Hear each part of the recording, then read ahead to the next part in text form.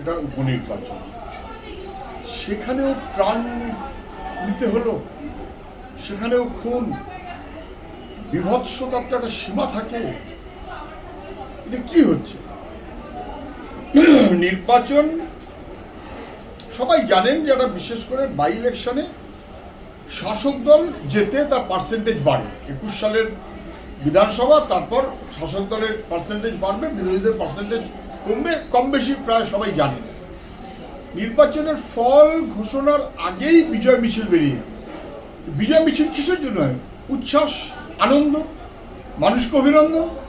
না না, সেসব গল্প নেই। একটু একটু পটকা ফাটায় তো মানে বুঝি।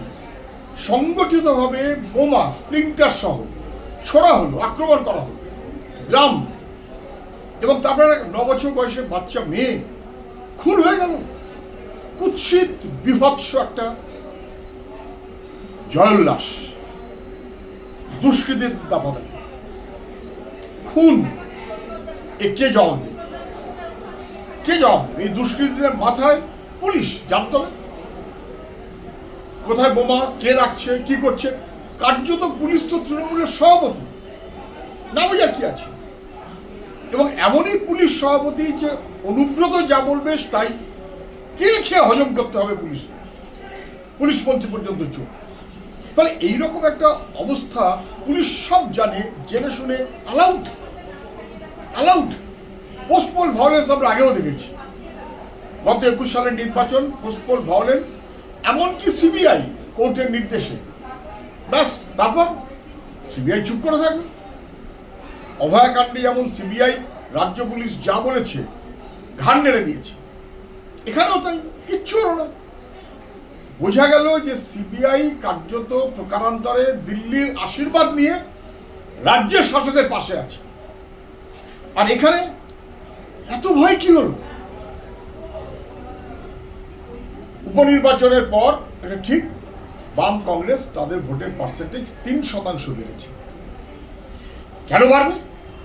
হয় তৃণমূল নয় বিজেপি, হয় বিজেপি নয় তৃণমূল, আবার মাঝখানে কারা?